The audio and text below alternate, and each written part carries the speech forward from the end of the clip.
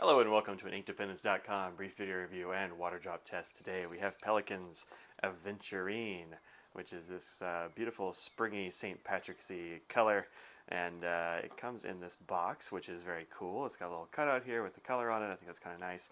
I bought this from my friend Celeste at the Triangle Pen Club. So if you're out there, Celeste, here you go. Thanks. And this is the bottle that it comes in. I think these Edelstein bottles are particularly beautiful. Just because it's a big chunk of glass. They're kind of expensive, I think, because of that glass, perhaps, and the bottle and all that. But you have the name down here. You have the beautiful ink color showing through. Now, I don't keep my ink bottles out because I don't want the sun to bleach them before I can use them. But if you're a person that likes to display bottles, this is a really nice bottle. In here, pretty substantial cap. You can see a lot of nice green there. But this is still pretty full. I've only used a little bit of it, not a huge amount, so we'll put this off to the side. All right, 2 pens I had this going in right now, as I've had it longest in this, whoa, oh no. I've had it longest in this pen, which is a Levenger L-Tech.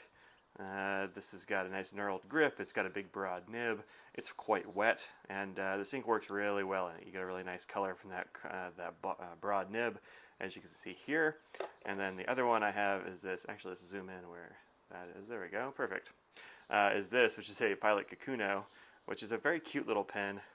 Actually, let's just see this right here. This is what it looks like with the broad nib, very dark, very rich green.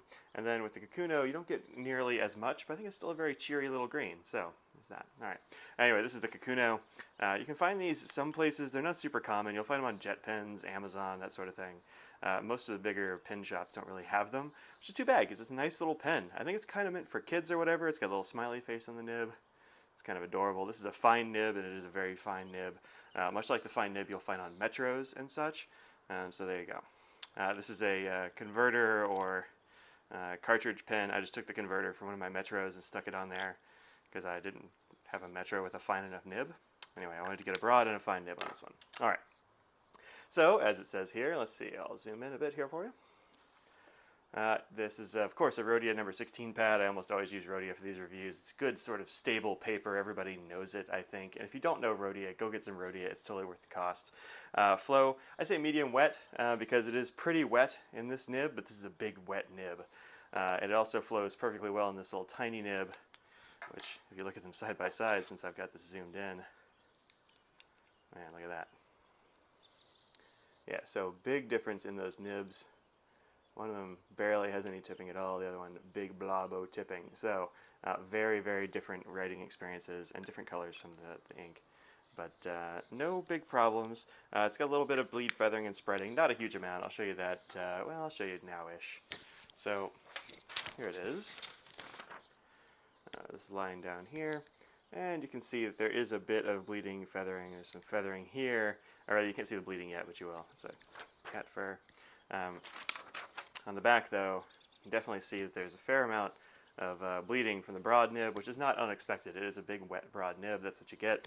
With the fine nib, just a little bit. It's almost not bleed. It's kind of just show through, except in a couple of little spots. So this is, of course, 20-pound Staples copy paper, so pretty common office fare.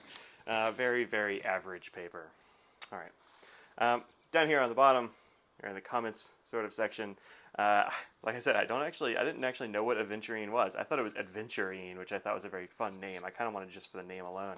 But I'm not at all disappointed in this green ink. As I was telling my mother the other day, I really like green inks, and I have quite a few of them. So, you know, a lot of green inks to compare them to. This one doesn't behave quite as well as some of the others, but it is a very good color. It's not quite like any of the other ones. My other favorite green right now is this Franklin Christophe Emerald 357, which is a little bit bluer than the Aventurine. Aventurine is apparently a green type of quartz, and of course Emerald is its own thing, but emeralds are always a little bit bluish to my eye, and I think this Emerald 357 is great. It's always in a pen. I don't know if Aventurine is always going to be in a pen, but it's in a couple right now. It's going to stay there until I run out at least. Underneath that, Ackerman 24, which is a sort of a blue-green. You've seen reviewed here. Yamadori, which is sort of a coppery green. Franklin green, which is a very, very dark green. You can barely see that that's green actually on my camera here, but trust me, it is kind of green. You've also seen that one reviewed here recently, haven't you? Yes, you have. Let's see, Aircore Blue Black, which is kind of a green, despite having blue and black and not green in the name. Then Kikuno, and then some blues and a red to just round out the group, because hey, why not?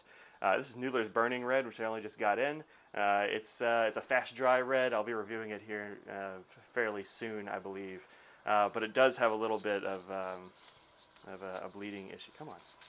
A bleeding issue. Not getting it really much through here, but anything through here is kind of a lot. So be aware that fast dry inks generally do sort of bleed quite a bit. So, all right, let's move on to the water test and see what happens here. Give it a squirt. I'm not using my mega syringe, so it's a little bit more controllable. All right. You can see a lot of green swirling away, as per usual. Greens are not generally very water resistant. There are a couple out there, but there aren't very many. So don't expect that from a green ink unless you've been told that it will happen, because it's pretty rare. Let's go ahead and mop this up. Some of the KWZ inks are iron gall greens, and so they ought to have a lot more water resistance. This one, not much. You can see the grids and the dots came up, and you can see on the paper there's quite a lot of green left over, but there's also, it's kind of light here on the lines. The dots stayed pretty well, which is nice. And then up here where it said water test, you can still totally read it, so that's good. So there's like kind of actually a surprising amount of water resistance. All right, let's take a look at the chromatography for this ink. There we go. I think it's actually a really pretty chromatography. There have been a few chromatographies recently that have been really nice, and this is one of them. So you can see it started here, as you saw in the video, and kind of fled up to this like very cool blue at the top, and like a very complicated color, this Aventurine. So there you go. All right, so this has been Pelikan Aventurine. Let me zoom out again. There you go. It comes in these boxes. You can find it at your favorite Pelikan store. Or a store that stocks Pelikan. For me, that's usually Anderson Pens, but you can find it elsewhere if you like. I'll have links on the blog, not usually here in YouTube. So there you go. This has been Ink Dependence review of Pelikan's Edelstein Aventurine, which is a beautiful St. Patrick's-y sort of green. That was kind of an unintentional shamrocky shape. Let's make it a shamrock. Oh, got a little bit of a hard start there. Haven't used this in a little bit. Now it's like a green flower. I don't know how to draw shamrocks. Anyway, there you go. That's Aventurine. I am Mike. This is InkDependence.com.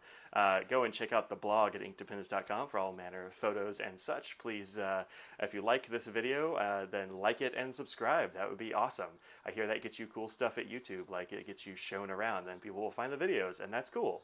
If you are wondering how to support the blog, go to patreon.com/InkDependence to find out how you can help to contribute to the blog.